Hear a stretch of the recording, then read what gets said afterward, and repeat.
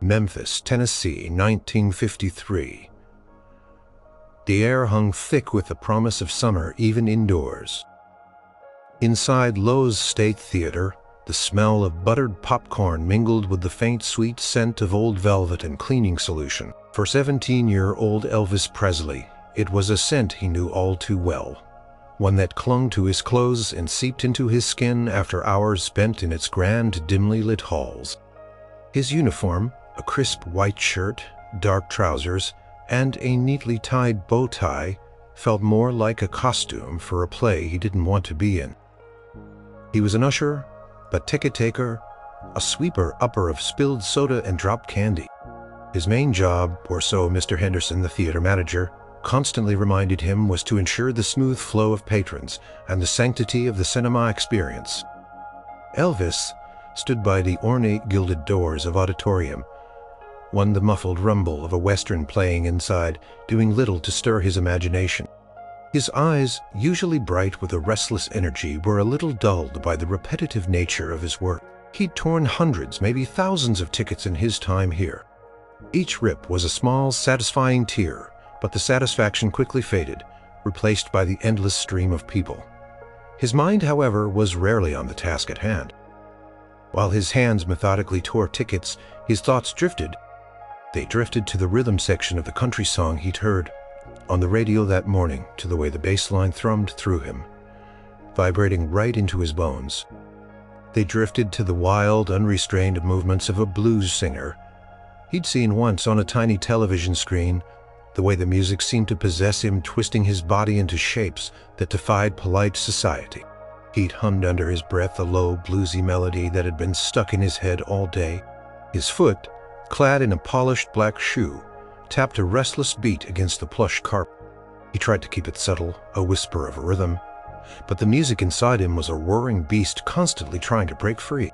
Mr. Henderson, a man whose hair was as slicked back and unmoving as a statue, and whose face seemed permanently set in a disapproving frown, was a constant threat.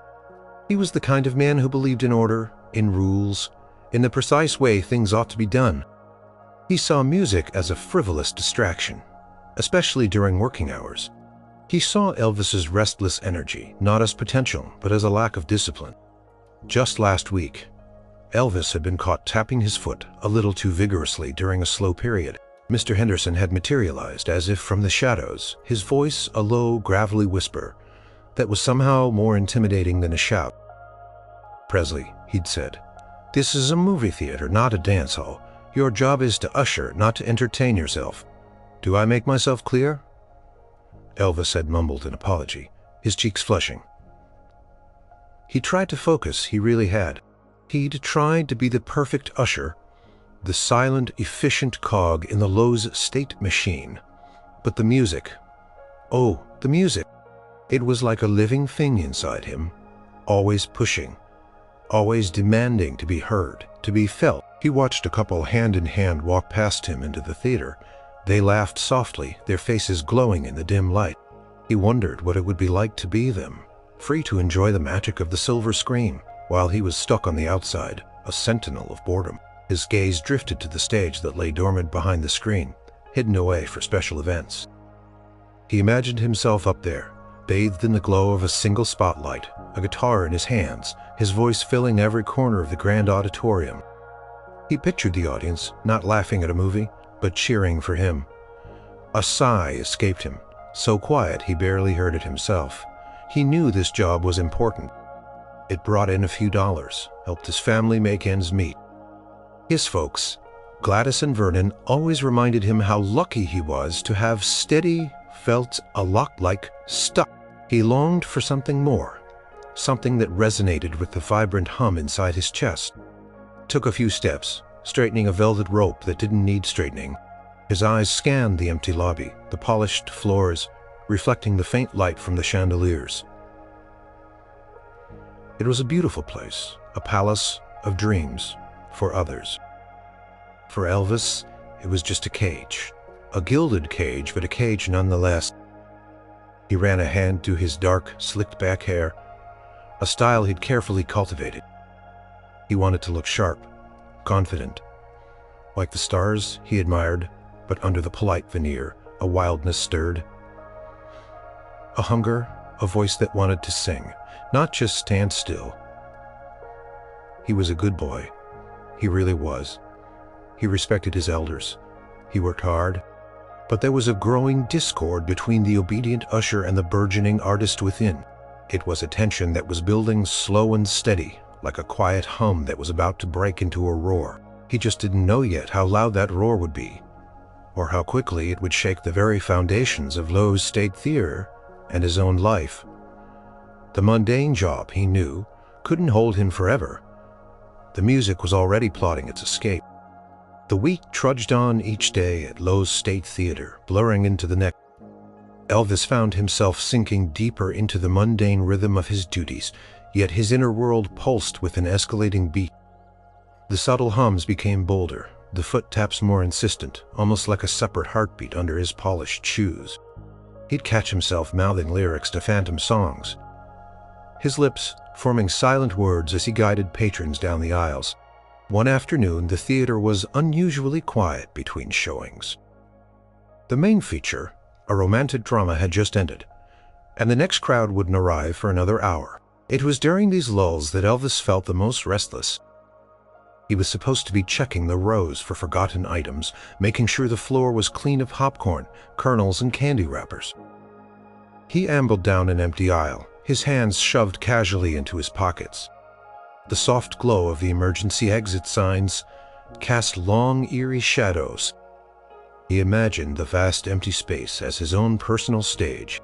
He'd always felt a thrill, a strange kind of power when he stepped onto a stage, even a makeshift one in his bedroom. Here, in the quiet grandeur of the theater, the feeling was amplified. A slow, bluesy guitar riff started playing in his head. It was a new sound he'd been trying to master on his own guitar at home, a tricky little slide that made the notes moan. Without thinking, Elvis let his hips sway, a fluid, almost serpentine motion that was completely unlike anything he'd seen from the staid, polite folks around him. He added a shoulder shimmy, then a subtle knee bend, imagining the way the music would flow through him, making his body an extension of the sound. Closed his eyes for a moment, lost in the imagined music.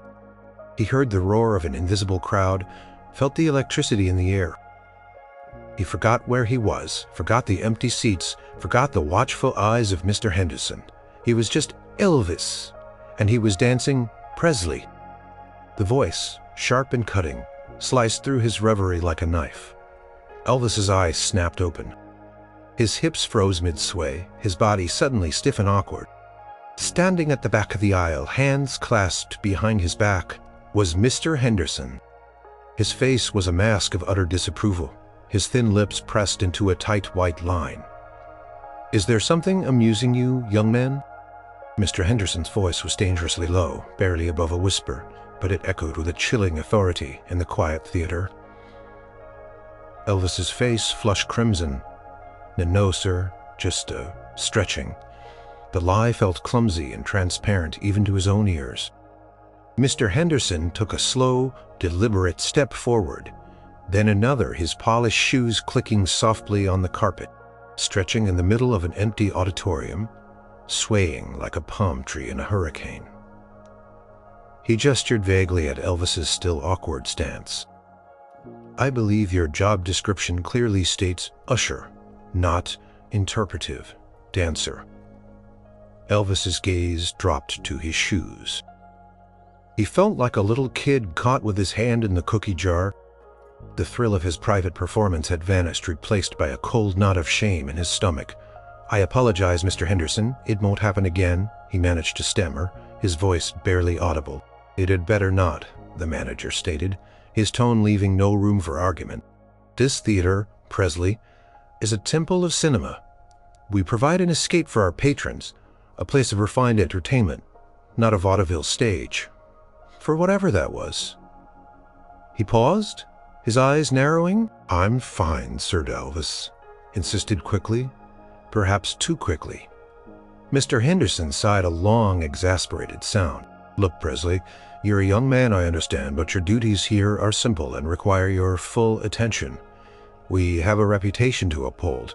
Patrons expect a certain level of professionalism." He then pointed to a few popcorn kernels under a seat. "Instead of performing your bizarre calisthenics, perhaps you could focus on the actual tasks you are paid for. This floor, for example, is not for stray kernels." He felt the weight of Mr. Henderson's gaze on him. Even as the manager turned and walked slowly back up the aisle, his footsteps receding into the distance. Mr. Henderson was right. In a way, he was distracted. He was dreaming when he should have been working. But how could he not? The music was a part of him, more real than the popcorn kernels under his fingertips, more vibrant than the flickering images on the screen. He finished his sweeping with a renewed, grim determination. He would try harder. He'd locked the music away deep inside, where Mr. Henderson couldn't see it, couldn't hear it. But as he bent to pick up another piece of debris, a familiar melody, persistent and defiant, began to hum in his head once more. It was a quieter hum this time, a secret one, but it was there building, waiting for its chance to break free again. This wasn't just a reprimand. It was a first crack in the dam, a glimmer of the trouble that was brewing, threatening to overflow. And Elvis, despite himself, felt a flicker of defiance mixing with his shame. The reprimand from Mr. Henderson stung, but it didn't extinguish the fire within Elvis. If anything, it fanned the flames, transforming his restless energy into a quiet defiance. He became more cautious, more subtle in his musical escapades at work, but the desire to perform, to truly unleash the sounds bubbling inside him, only intensified. One sweltering afternoon during his lunch break, Elvis found himself lingering by a newsstand outside the theater. He wasn't looking for movie magazines or comic books. His eyes scanned the local paper, specifically the entertainment section, though he wasn't sure what he was hoping to find. Then he saw it. A small, unassuming advertisement tucked away on a back page. "Memphis Talent Fashioge," it declared in bold, slightly smudged letters. Calling all singers, musicians, and performers. Local talent wanted for the annual Mid-South Youth Festival. Grand prize, a recording session at Sun Records. Elvis's heart gave a jolt, a physical thump against his ribs. Sun Records? The name was legendary even then in the Memphis music scene. It was a small, independent label run by a man named Sam Phillips, who had a reputation for recording unique sounds, often from black, blues, and R&B artists who were ignored by bigger labels. It was happening. His eyes devoured the rest of the ad. Auditions next Saturday. See details below. A recording session. The words echoed in his mind like a siren song. This wasn't some school assembly or a church recital. This was it. A chance to put his voice, his music, on a record. A chance to be heard, not just by a few dozen moviegoers, but by anyone who might listen to a 45 RPM record. Clutched the newspaper, crumpling it slightly in his excitement. The mundane tasks of low-stake theater suddenly seemed even more insignificant, more stifling. He was an usher, but inside, he was a singer. This advertisement was a sign, a direct invitation from destiny. He spent the rest of his shift in a haze. He tore tickets, but his thoughts were on melodies. He swept floors, but his mind practiced guitar chords. He ushered people to their seats, but he imagined them as his audience, hanging on every note. Mr. Henderson passed by several times, his usual scrutinizing gaze sweeping over Elvis. This time, however, Elvis managed to maintain a facade of diligent boredom, his inner turmoil carefully masked. That evening, back in the small, humble living room of his home on Audubon Drive, Elvis pulled out his battered acoustic guitar. The wood was worn smooth from countless hours of practice, the strings still bearing the faint marks of his fingers. He had taught himself to play, listening to the radio, mimicking the sounds he heard, often adding his own unique twists. "What's got you all revved up, son?" his mother Gladys asked, noticing the fierce concentration on his face. She was mending a shirt, her needle flashing in the lamplight. "Mama, look at this." He unfolded the newspaper, pointing to the ad with a trembling finger. Sun Records. A recording session. I could do this, Mama. I could really do this. Gladys's expression softened. She knew of his dreams, his passion for music. She also knew the harsh realities of their life, the constant struggle to make ends meet. "That's wonderful, honey," she said, her voice gentle.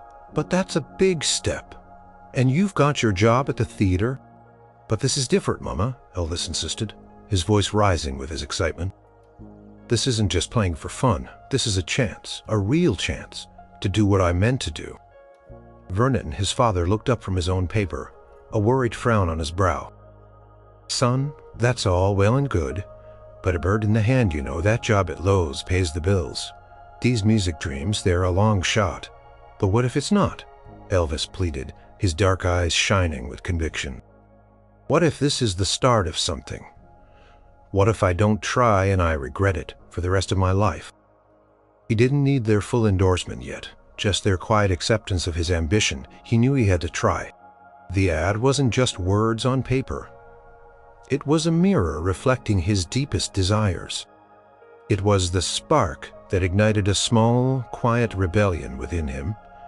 From that day forward, his practice sessions intensified. He didn't just play the songs, he felt them. He experimented with new vocal styles, blending the raw power of the blues with the clear storytelling of country music.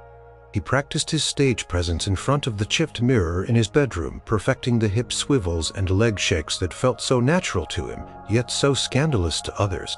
He would sometimes come back to the theater after hours when it was empty and silent and try out a few dance moves on the grand stage, the one hidden behind the screen. He imagined the vast empty seats, filled with cheering fans, their applause echoing through the velvet-draped hall. He dreamt of the day he would stand on a stage like this, truly his own singing, his own songs, moving in his own way.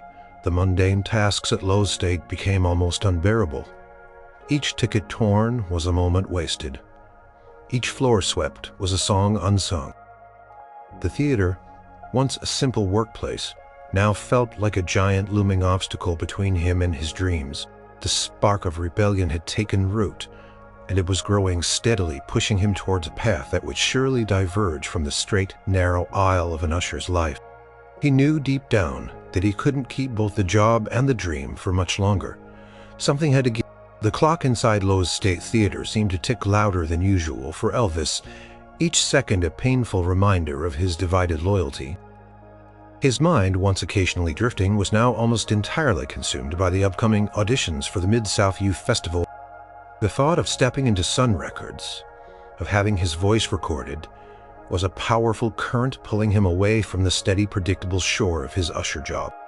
Every day he found himself humming melodies that were too loud, tapping rhythms that were too insistent. He'd catch himself gazing intently at the silent screen, not at the movie playing, but imagining the spotlight on him, the curtains opening to reveal him, standing there, guitar in hand. He felt like a coiled spring wound tighter and tighter, just waiting for the moment to release. Mr. Henderson, with his uncanny ability to appear out of nowhere, seemed to sense the shift in Elvis. His scrutinizing glances became more frequent, his warnings more pointed. Presley, Mr. Henderson had barked one afternoon, finding Elvis polishing a railing with a little too much rhythm. "Your attention seems to be elsewhere. Are you quite sure you're suited for the disciplined environment of a respectable establishment like this?" Elvis had mumbled an apology, but inside a new thought had taken root. Maybe he wasn't suited. Maybe he wasn't meant for this quiet, orderly life.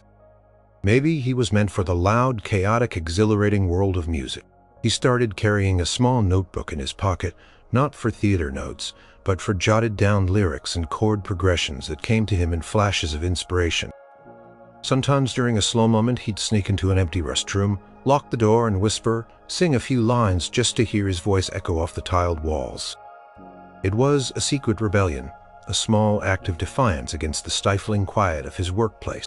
The radio station, Briek, which often played country and blues, became his constant companion when he was off duty.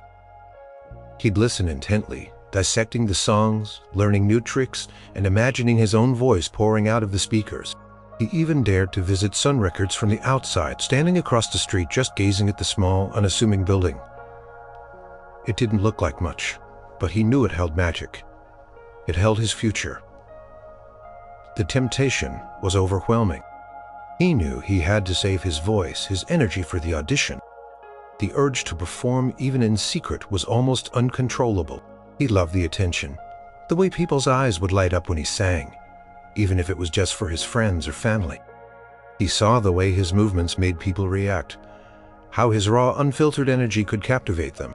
One evening, a busy Friday night, the lobby of Loew's State was packed. A blockbuster movie had just let out, and a new crowd was pouring in for the late show. Elvis was tasked with directing patrons to the correct auditoriums, a job that required focus and clarity. He stood near the main entrance, his arm outstretched, pointing right for auditorium, one left for auditorium 2, but his eyes kept darting around, observing the different people. He saw teenagers giggling, couples holding hands, families with excited children. He imagined them all as his audience, not just moviegoers. Then a lively tune, a popular blues song, started playing faintly from one of the concession stands. It was just background music, meant to add to the festive atmosphere, but for Elvis it was a spark. His foot began to tap subtly. At first, the music in his very core vibrating up his spine. He was still pointing directions, still smiling politely, but his mind was on the music.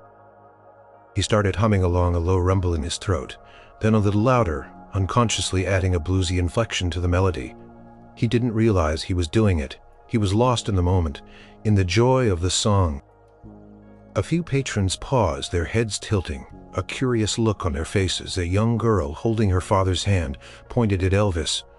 "Daddy, he's singing," she whispered loudly. Elvis didn't hear her. He was too deep in the groove. His movements became a little freer, a subtle twitch of his shoulders, a slight bend of his knees. He wasn't dancing, not really, but he was moving with the music, letting it flow through him. Then a shadow fell over him, a cold, heavy shadow. Presley. Mr. Henderson's voice was a low growl, laced with barely controlled fury. He was standing directly in front of Elvis, his face inches from his own. His eyes were narrowed, scanning the small crowd that had started to gather. Murmuring, looking from the manager to the oblivious usher, Elvis snapped out of his trance. The music from the concession stand suddenly sounded very distant, very faint. He saw Mr. Henderson's face, etched with a mixture of disbelief and utter rage. He saw the curious, amused faces of the patrons. And he knew with a sinking feeling that he had messed up badly. "Mr. Henderson, sir," Elvis stammered, his cheeks burning. He looked around, seeing the little girl still pointing at him. He hadn't just been humming. He'd been performing, however unconsciously, however subtly, and he'd been caught. Mr. Henderson didn't even need to speak another word.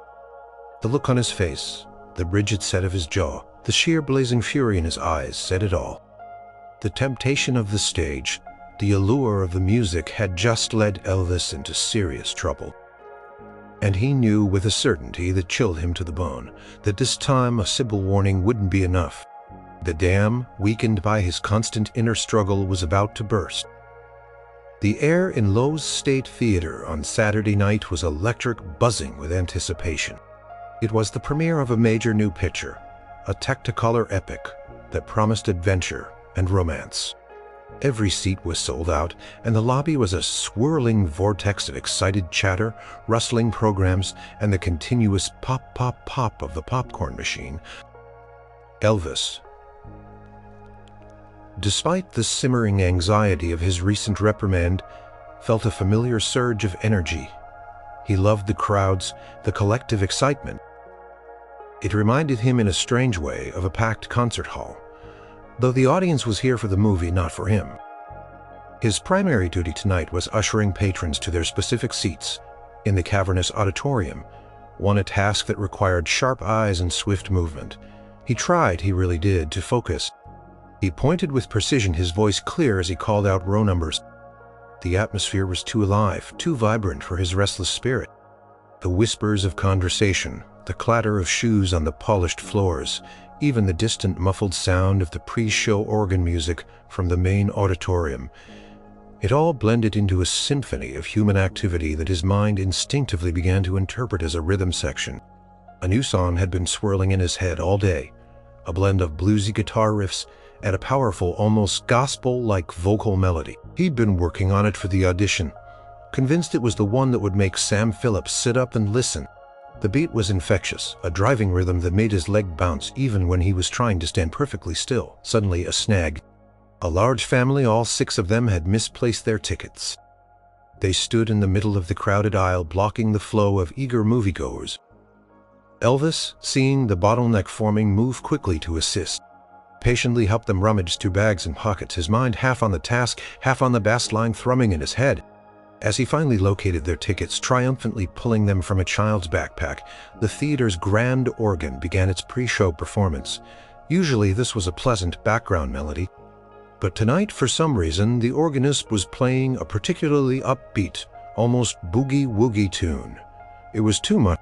The driving beat from the organ, combined with the rhythm already playing in his head, created an irresistible pull. Without thinking, Elvis's hips gave a small, unconscious swivel. His shoulders twitched. He felt the music in his bones, making his body want to move to express the sheer joy of the rhythm. He was still holding the family's tickets, still smiling politely, but his movements were becoming slightly more pronounced. He wasn't dancing, not overtly, but his body was undeniably responding to the music. A few people in line behind the family noticed a flicker of amusement crossing their faces. Some exchanged knowing glances. He led the family down the aisle, his walk now infused with a subtle bounce. He was still professional, still guiding them to their seats, but the music had taken hold. Pointed to their row, his hand movements a little more fluid, a little more dramatic than strictly necessary. He moved between rows, his feet barely touching the ground, his whole being responding to the vibrant music. He knew intellectually that he shouldn't be doing this. He knew Mr. Henderson was probably watching, or lurking, or just feeling his lack of absolute stillness from across the building. But the music was a powerful current, too strong to resist. It was like an invisible force, lifting him, making him feel weightless and free. He found himself near the back wall, guiding a few stragglers. The organ music swelled, reaching a crescendo. Elvis couldn't help himself, his head tilted back slightly, his lips parting. A low, soft hum, then a full, resonant note escaped his lips, blending with the organ's melody. It was just a note, a single, pure note, but it was his. And then his eyes scanned the crowd, and he saw them. Not the patrons, but the figures in the distance. The strict, unyielding figure of Mr. Henderson standing by the main entrance, his gaze locked onto Elvis with an intensity that could melt steel. And next to him, the theater owner, Mr. Thompson, a stern, imposing man who rarely visited the floor. Both of their faces were grim, their expressions a mixture of shock and outrage. Elvis froze. The music in his head screeched to a halt. The humming died in his throat. He felt the blood drain from his face. He had been caught, not just humming or tapping, but actively, physically responding to the music, and in plain sight of the very people whose rules he was breaking. This wasn't a minor infraction. This was a spectacle. He watched in slow motion as Mr. Henderson raised a hand and beckoned him over with a stiff, almost robotic gesture. The showstopper incident, he knew, had just truly begun, and Part 1, the distraction, was complete. Part 2, the fallout, was about to hit with the force of a Memphis storm. Elvis felt a cold dread creep up his spine as he slowly walked towards Mr. Henderson and Mr. Thompson. Every step felt heavy, each click of his polished shoes on the marble floor echoing the frantic beat of his heart. The grand organ music, which had moments ago filled him with such exhilarating freedom, now seemed to mock him, a cruel reminder of his fatal mistake. He kept his gaze on the floor, unable to meet their eyes. He knew what he'd done. He'd let the music take over, openly defying the unspoken rules of restraint and professionalism that Mr. Henderson held so dear. He'd been a spectacle, a sideshow when he was supposed to be a silent, efficient usher. Presley? Mr. Henderson's voice was a low growl like a thundercloud gathering. It was so quiet, so controlled that it was far more terrifying than a shout. "Perhaps you could explain what precisely you were doing." Elvis finally looked up, his eyes meeting Mr. Henderson's. The manager's face was a mask of cold fury, his jaw clenched so tightly it seemed painful. Beside him, Mr. Thompson, the theater owner, looked equally displeased, his arms crossed over his chest, his gaze unwavering and critical. I was just helping the patrons," Sir Elvis stammered, his voice thin and reedy. The lie felt pathetic even as it left his lips. "Helping them, Mr. Henderson," scoffed a dry, humorless sound. "From where I stood, it appeared you were putting on some sort of personal performance, wiggling, swaying, humming, and was that a vocalization I heard? Presley, in the middle of the lobby during peak admission?" Elvis's face burned. He could feel the eyes of curious patrons still lingering on them, trying to catch snippets of the conversation. This was humiliating. "I'm sorry, sir, the music. I didn't mean to." Mr. Henderson cut him off, his voice rising slightly, now the edge of his control fraying. "Presley, this is a respectable establishment. We do not tolerate such outlandish displays. What on earth possesses you to behave in such an unprofessional manner?" Mr. Thompson, who had been silent, finally spoke. His voice was deeper, more resonant, and held an undeniable authority. "Mr. Henderson, what is going on here? I explicitly stated that tonight was to be seamless. We cannot have our staff disrupting the patron experience with antics." The word antics was spat out with disgust. "Indeed, Mr. Thompson," Henderson quickly replied, turning to his superior. "I assure you this is highly unusual. I've warned Presley before about his distractions, but this is beyond the pale." He turned back to Elvis, his eyes blazing. "You are meant to be ushering, guiding people efficiently. Instead, you are drawing attention to yourself, causing a spectacle. Do you have any idea how that reflects on Loew's state? On my management?" Elvis felt a spark of anger ignite within him, battling the shame. They didn't understand. They couldn't understand the music. It wasn't an antic. It was a force, a part of him that simply had to express itself. But he knew this wasn't the time to argue. "I am truly sorry, Mr. Henderson, Mr. Thompson," Elvis said, trying to infuse his voice with genuine remorse, though a hint of defiance now simmered beneath. "It won't happen again." "It most certainly will not," Mr. Henderson declared, his voice cold and final. He glanced at Mr. Thompson, who gave a curt nod of agreement. The unspoken decision hung heavy in the air.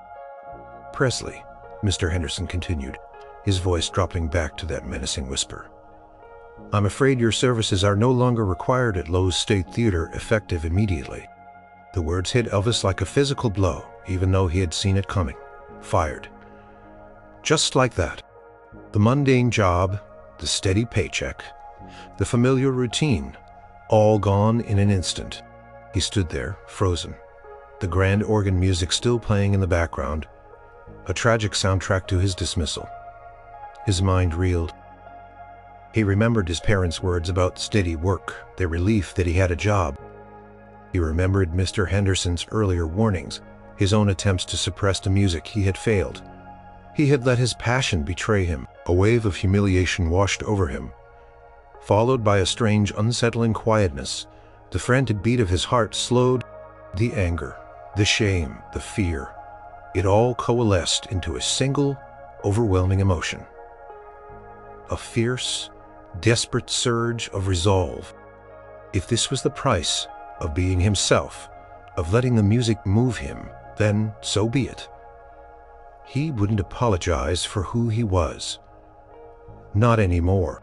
He looked Mr. Henderson straight in the eye, then shifted his gaze to Mr. Thompson, who still looked down on him with a disgusted frown. This was the moment. The showstopper had reached its climax, and now came the legendary response. Elvis felt a strange calm settle over him, a sense of clarity he hadn't felt in weeks. He might be fired, but he wouldn't leave a whimper. He would leave with a promise. The words, "effective immediately," echoed in the grand, high-ceilinged lobby of Loew's State, hanging heavy in the air like an unspoken judgment. Elvis stood before Mr. Henderson and Mr. Thompson, a fired man. The organ music, still playing its cheerful tune, seemed ridiculously out of place, a cruel counterpoint to the shattering of his immediate future. For a moment, Elvis felt a strange blankness. No job, no paycheck. How would he tell Mom and Daddy? Their worry lines would deepen. Their quiet disappointment would be harder to bear than any shouting. The shame was a bitter taste in his mouth.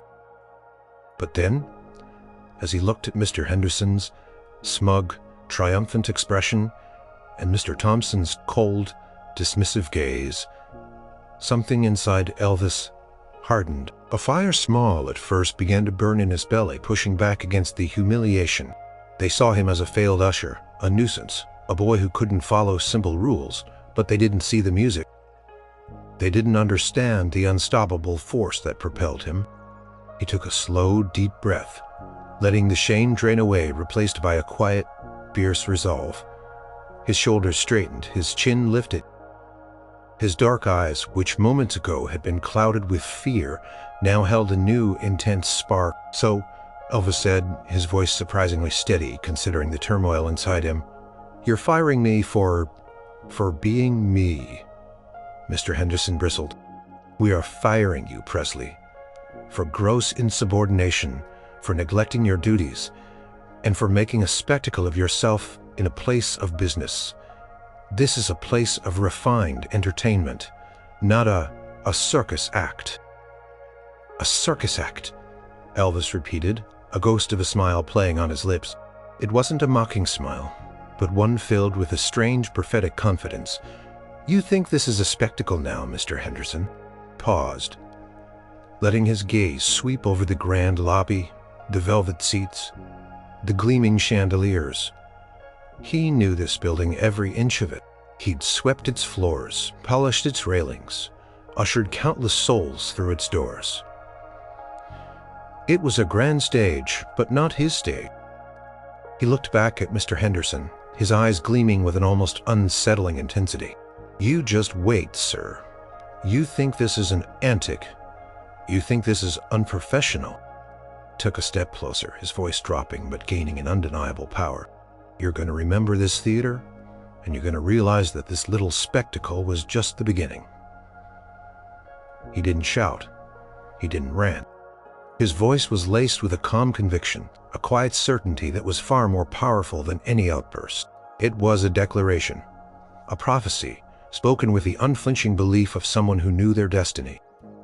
Mr. Henderson's face for the first time showed something other than anger. It was a flicker of surprise, perhaps even a hint of bewildered disbelief. Mr. Thompson looked utterly stunned, his mouth slightly agape. They had expected tears, apologies, arguments. They had not expected this audacious, almost arrogant proclamation. Elvis didn't wait for a reply. He simply turned a subtle swagger, entering his walk that hadn't been there moments before. He walked past the still gaping patrons, past the concession stand, past the entrance doors. He walked out of those state theater, out of the stale smell of popcorn and cleaning solution, and into the warm Memphis night. Cool evening air hit his face, a refreshing contrast to the stifling heat of the theater. Paused on the sidewalk, looking back at the brightly lit marquee, the name Loew's State shining down on him, fired. The word still stung, but it was now overshadowed by the echo of his own words, words that felt less like defiance and more like a promise whispered to the universe.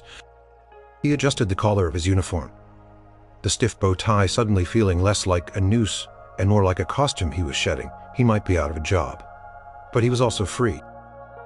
Free to move, free to sing, free to chase that impossible dream. The legendary response wasn't just for Mr. Henderson. It was for himself, a profound declaration of his own unwavering belief in his path. The humiliation was still there, but it was now dwarfed by a soaring, exhilarating sense of liberation. The usher was gone. The performer was about to truly begin the walk.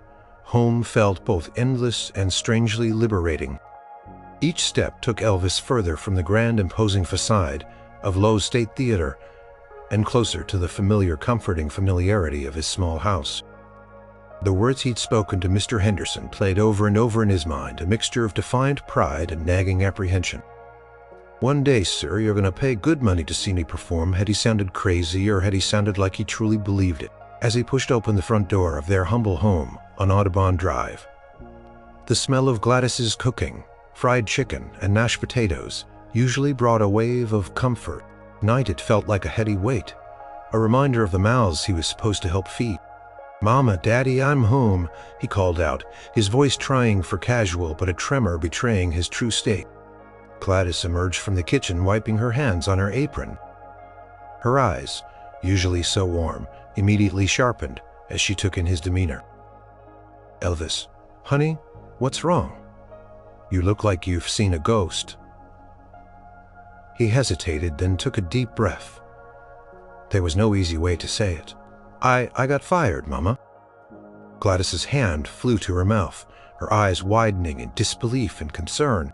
Vernon appeared from the living room, his newspaper forgotten. "Fired? What on earth for, son?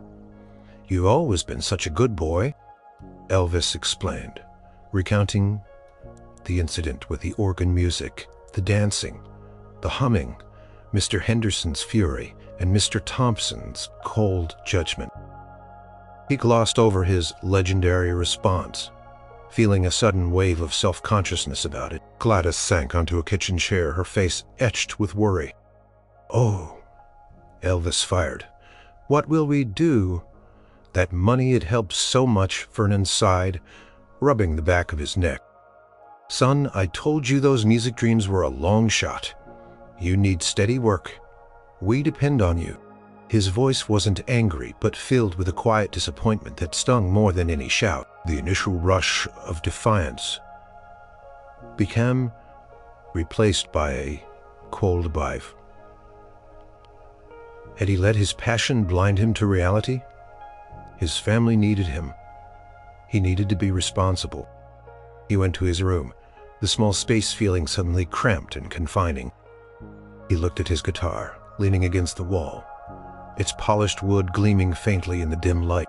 Was it a tool for his destiny, or just a childish toy distracting him from his responsibilities? He lay on his bed staring at the ceiling. The sounds of his parents talking quietly in the living room filtered through the thin walls, their hushed voices adding to his anxiety.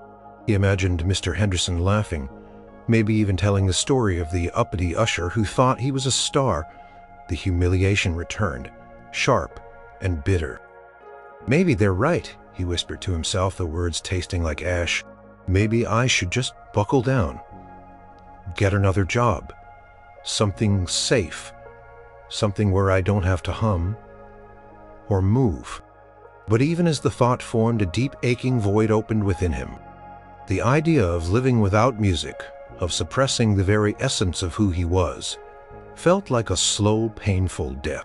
He remembered the feeling of the music flowing through him, the exhilarating freedom of it.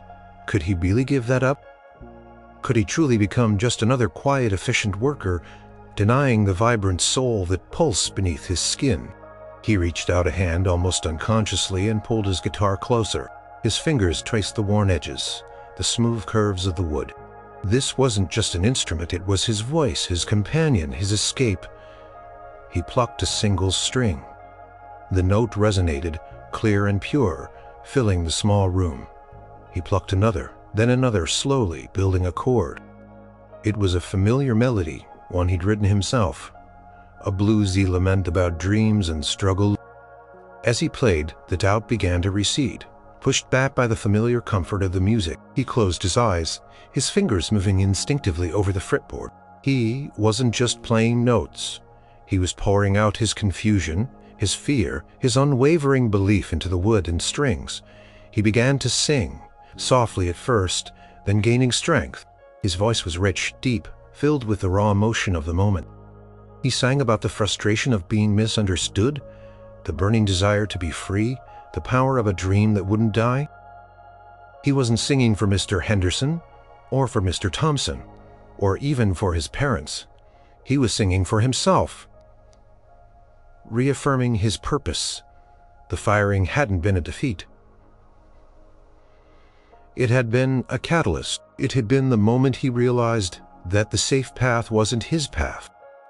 He was meant for something else, something bigger, something that couldn't be contained by the four walls of a movie theater. The doubt still lingered. A faint shadow, but the music, like a powerful sun, was quickly burning it away, illuminating the one true path he was destined to walk. The morning after his firing, Elvis woke with a renewed sense of purpose. The initial sting of shame had faded, replaced by a quiet, fierce determination. He had no job. Yes, and his family was worried, but the music, far from being a distraction, was now his singular focus. He felt a profound sense of liberation. The shackles of Loew's state were off. He helped his mother around the house that morning, his hands busy with chores, while his mind hummed with melodies.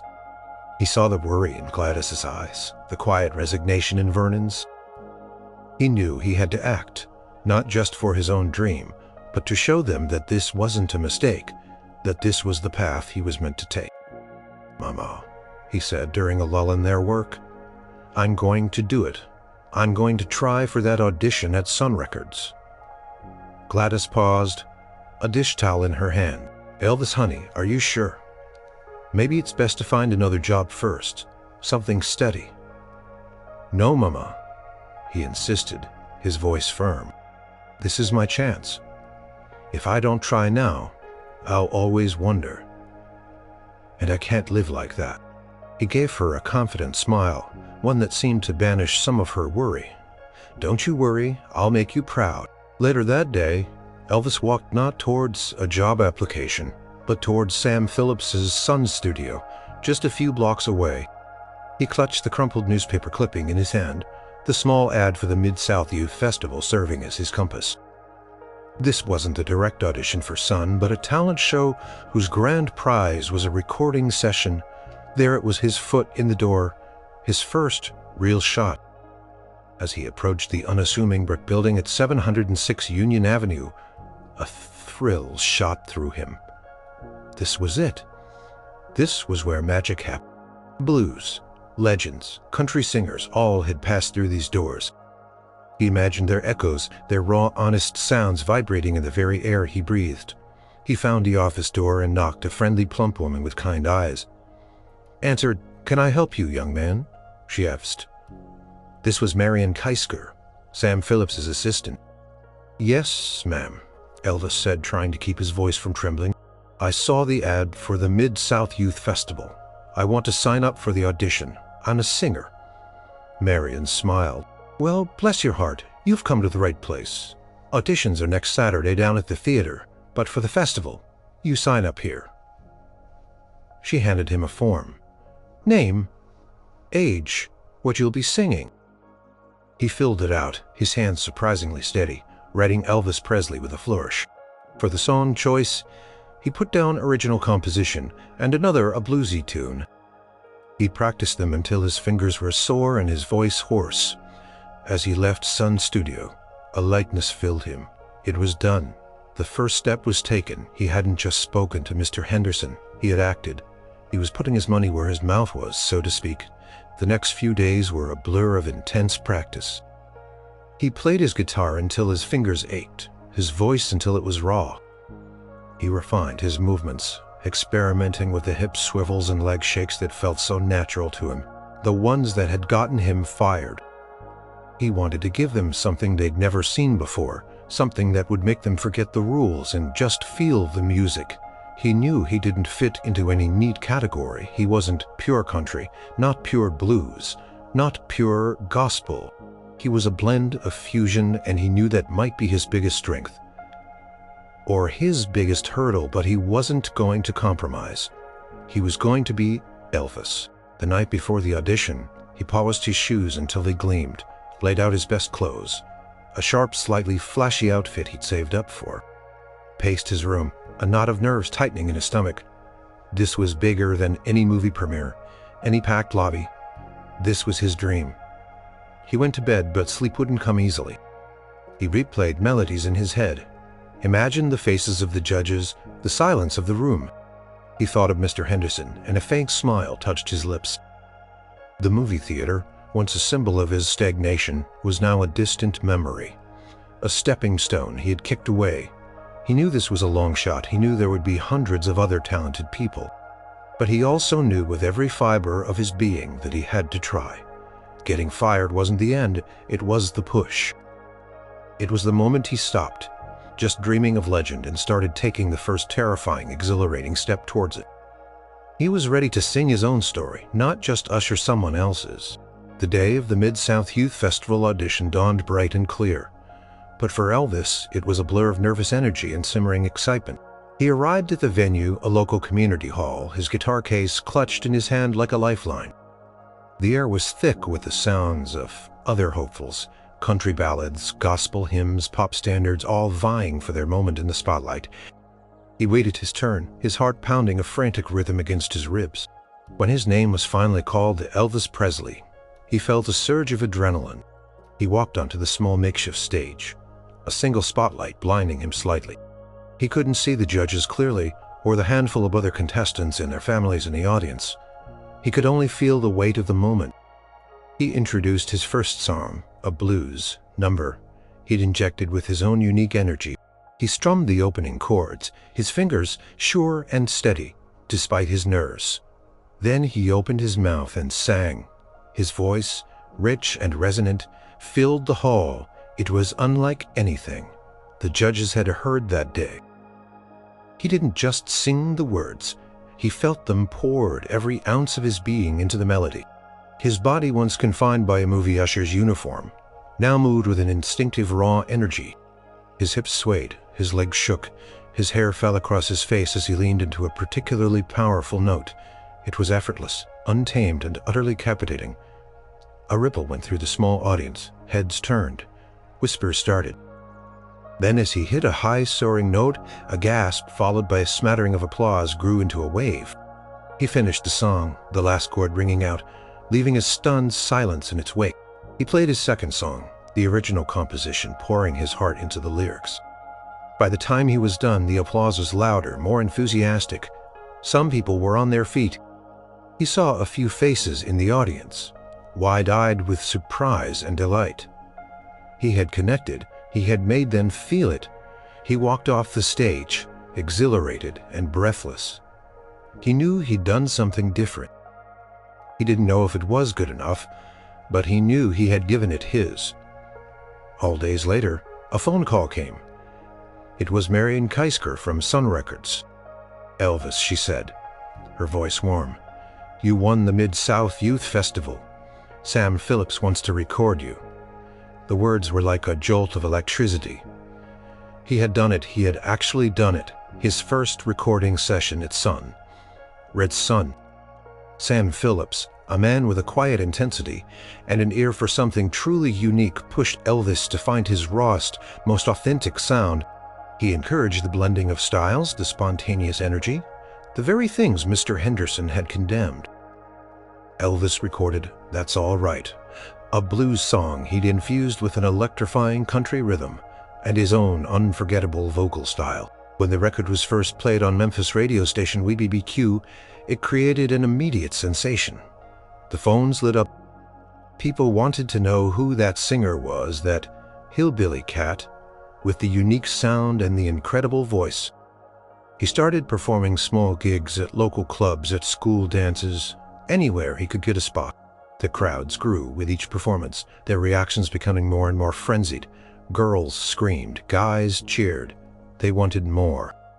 One sweltering summer evening, after a particularly wild gig at a local outdoor carnival, Elvis stood beached, catching his breath. He looked out at the sea of faces still buzzing with excitement, and a profound realization washed over him. This was it. This was what he was meant to do. This was his stage. He thought back to Loew's State Theater. He remembered the mundane tasks, the stifling rules, Mr. Henderson's stern face. He remembered the shame of being fired, the fear of disappointing his family, and then he remembered his legendary response, "You're gonna pay good money to see me perform." A slow smile spread across his face. He hadn't just spoken those words in anger or defiance. He had spoken them with an instinctual truth, a premonition of his own destiny. Getting fired from that movie theater, that mundane, restrictive job, had been the best thing that ever happened to him. It had stripped away his comfort, forced him to confront his deepest desires, and propelled him onto the path he was always meant to walk. He was no longer an usher confined to the shadows. He was Elvis Presley, the kid from Memphis, singing his heart out, moving his body with reckless abandon, and watching the world fall in love with the sound. The unforeseen future, once a distant dream, was now unfolding before him. End of chapter by electrifying chapter. And it all began with a legendary firing